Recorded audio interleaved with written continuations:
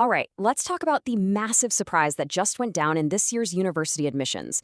The experts made this huge prediction about Taiwan's top medical school, and, well, they were completely wrong. We're going to show you the one piece of data they all missed, and how knowing about it can give you a serious edge. Let's get right into it. Okay, first things first. For all of you who just got your first stage results, I know how crazy this time is. You get those 6 shots, and now you know how many you hit. It's a huge moment, right? And what happened this year at one particular school is such a critical lesson for anyone, and I mean anyone planning their application strategy. And the school at the heart of all this drama? NTU Medicine. Seriously, it turned into the perfect case study, proving something we talk about here all the time. Hard data, just one single number, can be so much more powerful than what everyone else thinks is going to happen. What went down is a total masterclass in strategy. Okay, so let's set the stage. To really get why this was such a shock, you have to understand what the conventional wisdom was. There was this really strong narrative being pushed by pretty much all the admissions experts. The consensus was just overwhelming. Everyone was saying that because NTU Medicine had changed a few of its rules, the cutoff score was going to absolutely skyrocket. And the magic number you heard everywhere was 15 points. Now, just to be clear, that is an incredibly high bar. We're talking near-perfect performance. And here's where psychology comes into play, which is so fascinating. This prediction of a 59-point cutoff, it didn't just motivate people. It actually worked as a deterrent. Think about it. Tons of amazing, super qualified students probably heard that number, thought, no way I can hit that, and just didn't even apply. They got scared off before the race even started. But here's the thing. While everyone was obsessing over that big, scary headline number, they were totally missing the real story. And it was hiding in a piece of data we've told you before is absolutely critical to watch. So, the key to this whole thing is understanding this one term, the qualifying cutoff rank. Forget the fancy name for a second.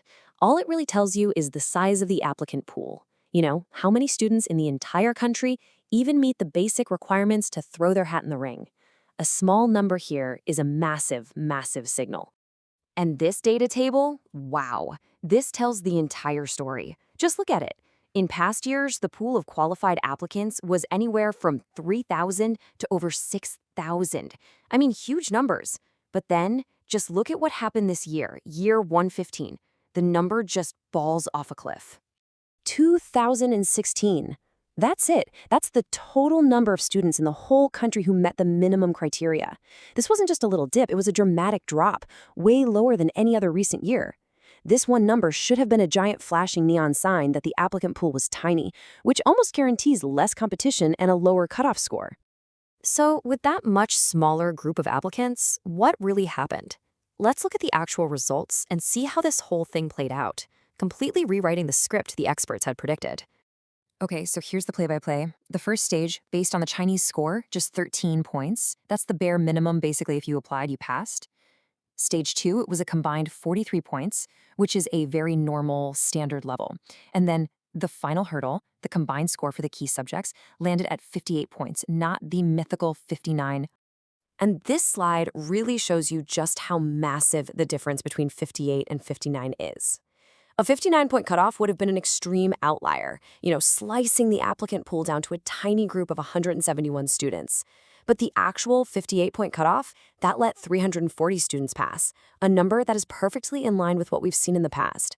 The myth was officially busted. So, what does this all mean for you, especially for those of you who will be applying in the coming years? This isn't just a fun story, right? There are some real, actionable lessons here. So here's the main takeaway. You can't let hype and so-called expert predictions scare you away from a real opportunity. You have to look at the real data underneath it all, especially that qualifying cutoff rank. It tells you the truth about how tough the competition really is. And honestly, this is the kind of analysis we love to do, helping you find those hidden opportunities by looking at the things that everyone else just seems to miss. So I guess it all comes down to one simple question. In a world that is just full of opinions and predictions, this whole situation makes it crystal clear where the real truth is. Next time you have a huge decision to make, what are you going to put your faith in? The popular story or the hard data? Thanks for watching.